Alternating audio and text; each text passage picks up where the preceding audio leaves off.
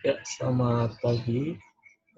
Perkenalkan nama saya Sofyan Doni, saya mahasiswa Pendidikan Teknik Elektro, angkatan 2017. Di sini saya akan mempresentasikan laporan kegiatan praktek kerja lapangan saya yang berjudul Sistem Perawatan Mesin Rolling tipe W11S 35X 3000 di PT Gerbang Serana Baja. Profil perusahaan atau instansi. PT Gerbang Sarana Baja merupakan salah satu perusahaan industri di Indonesia yang bergerak di bidang konstruksi dan manufaktur yang dalam proses pengerjaannya menggunakan teknik perakitan untuk menghasilkan produk-produknya. Antara lain, produk steel struktur, pressure vessel, storage tank, and heat exchanger. PT Gerbang Sarana Baja berlokasi di Jalan Raya Tipar, Cakung, kilometer 3,9. Gang Haji Malik Sikapura, Cilincing, Jakarta Utara, 14140. Ini adalah suasana kerja yang ada di PT Gerbang Sarana Baja. Dan ini adalah struktur organisasi di dalam PT Gerbang Sarana Baja. Ya, dalam pelaksanaannya, praktek kerja lapangan yang saya lakukan bersama teman kelompok saya, yaitu dilaksanakan dari tanggal 3 Februari 2020 sampai 3 Maret 2020. Nah, hari untuk PKL itu 3 hari dalam seminggu, yaitu Senin, Selasa, dan Kamis. Mulai pukul 8 sampai pukul 5 sore. Dan untuk di ketiga hari itu istirahatnya dari jam 12 sampai jam 1 siang. Jadi, di dalam pelaksanaannya, setiap karyawan maupun mahasiswa PKL harus mematuhi tata tertib yang ditetapkan oleh PT Gerbang Sarana Baja. Program kerja PKL yang dilakukan oleh mahasiswa PKL adalah sesuai dengan tata tertib yang berlaku dan telah disepakati dengan dosen pembimbing dan juga pembimbing lapangan bersama mahasiswa PKL. Tata tertib mahasiswa yang melakukan praktek kerja lapangan di PT Gerbang Sarana Baja ya berikut seperti jam kerjanya, dan selama di PKL di sana, khususnya di area produksi atau maintenance, semua karyawan, khusus juga mahasiswa PKL, wajib menggunakan safety helm, baju kerja, celana jeans, dan safety shoes, serta alat pelindung diri lainnya, seperti masker dan kacamata, seperti itu. Jadi, adapun jika mahasiswa PKL harus melakukan kegiatan di luar tempat PKL-nya, ya mahasiswa tersebut harus meminta dibuatkan surat izin dari bagian personalia perusahaan kepada pembimbing lapangannya, seperti itu. Dan di dalam pelaksanaan PKL pun, mahasiswa PKL meminta pendampingan dengan pembimbing lapangan. Dalam hal ini, saya dan kelompok saya di bagian maintenance didampingi oleh Pak Gumilar. Seperti itu. Bila ingin melakukan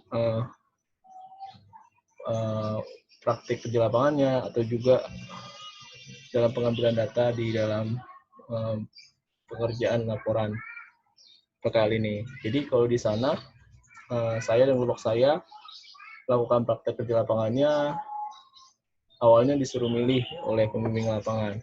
Apakah ingin terjun langsung untuk benar-benar kerja atau hanya untuk pengambilan data untuk menyelesaikan laporan.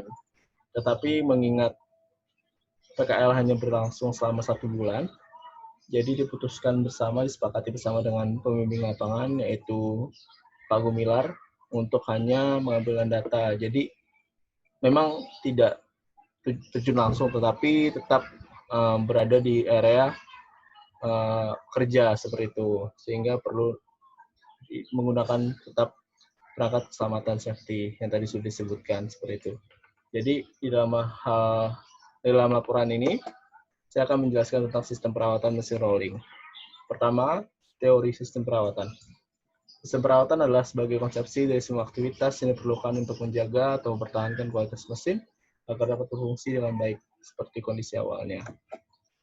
Ya, kita langsung masuk ke dalam pembahasan mesinnya. Jadi mesin rolling W11S 35X 3000 adalah mesin plat hidrolik dengan struktur 3 roller simetris. Rol atas dapat bergerak ke arah vertikal dan horizontal dengan bergerak elevasi bersama 2 rol bawah, di mana kekerasan rol atas dan bawah adalah HB220280. Jadi HB220280 ini adalah seri spesifikasi dalam kekerasan rol, seperti itu. Dengan jenis bahan sebagai baja 45. Mesin ini biasanya digunakan pada suatu perusahaan konstruksi, seperti PT Gerbang Sarana Baja, yaitu dalam salah satu pembuatan konstruksi silinder, seperti cell storage tank, di mana fungsi mesin ini ialah membentuk plat menjadi silinder. Pada mesin ini sering terjadi kerusakan, yaitu karena operasional mesin tidak sesuai dengan standar spesifikasi, sehingga diperlukan suatu sistem perawatan agar setiap komponen mesin dapat bekerja dengan semestinya. Ini adalah contoh hasil dari penggunaan mesin rolling, yaitu produknya berupa cell storage tank. Masuk ke dalam sistem perawatan terencana. Jadi yang pertama ada perawatan harian, yaitu ada pembersihan bagian mesin, membersihkan tangki oli, memeriksa pendingin, memeriksa sistem hidrolik, dan memeriksa pelumas hiding rolling, seperti itu. Jadi kelima perawatan harian ini dilakukan setelah kerja dalam seharian dilakukan, atau mesin setelah sehari penuh mesin digunakan. Jadi pada sore hari ketika selesai bekerja, mesin dirawat, seperti itu, melakukan perawatan kelima ini. Itu di setiap harinya setelah digunakan, seperti itu. Kemudian ada perawatan bulanan. Ini biasanya dilakukan di akhir bulan. Karena waktu kerja, hari kerja itu Senin sampai Jumat, berarti di Jumat terakhir di bulan tersebut, seperti itu. Jadi ada pemeriksaan level oil, pemeriksaan self-head valve, membersihkan dan memeriksa panel, dan periksa dan kencangan baut hidrolik. Ya, seperti itu. Jadi ini sebulan sekali dilakukan perawatan seperti ini. Kemudian ada perawatan tahunan, yaitu mengganti oli, memeriksa hidrolik, pemeriksaan pompa, pemeriksaan konektor elektrikal. Jadi untuk perawatan tahunan ini dilakukan kurang lebih setahun sekali gitu. Jadi di dalam penggunaannya pun diperlukan perawatan tahunan ini, karena memang komponen-komponen yang dirawat ini yang mungkin juga riskan terjadi kerusakan jika tidak dilakukan perawatan. Kemudian kita langsung masuk ke perawatan yang tidak direncanakan. Jadi ini yang tidak terduga, yang tidak ada jangka waktu tertentu gitu. Yang pertama, kebocoran oli. Jadi kebocoran ini terjadi pada seal atau hose, dan hose dikarenakan kedua bagian itu termakan umur atau mendapatkan tekanan yang tinggi dari oli. Solusinya mengganti seal hose dan hose hidrolik. Jadi seperti yang dikatakan di awal tadi, sering terjadi kerusakan karena digunakan mesin ini tidak sesuai dengan spesifikasinya, seperti itu. Kerusakan hose hidrolik dan kerusakan seal hose. Terjadi kerusakan karena temperatur oli terlalu tinggi, terjadi kerusakan karena tekanan oli pada hose yang mengalir hidrolik, seperti itu. Jadi yang over, ya dalam penggunaannya dia di luar batas kemampuan menahannya, jadinya yang sering terjadi kerusakan seperti ini. Kesimpulan dari presentasi saya hari ini yaitu, yang pertama, jenis-jenis pemeliharaan mesin rolling ini dapat menjadi dua kelompok. Tadi ada perawatan yang direncanakan dan yang tidak direncanakan. Yang direncanakan itu yang harian, bulanan, dan tahunan. Yang tidak direncanakan adalah perawatan diperlukan ketika ada suatu kerusakan yang tidak terduga. Kesimpulan yang kedua, pada mesin ini yang sering terjadi kerusakan yaitu biasanya di bagian hose hidrolik dan seal, sehingga menjadi perhatian agar kerusakan tidak terjadi lagi. Bagaimana biar dia tidak terjadi kerusakan lagi, yaitu dengan melakukan operasional mesin sesuai dengan standar spesifikasinya, sehingga setiap komponen mesin dapat bekerja dengan semestinya.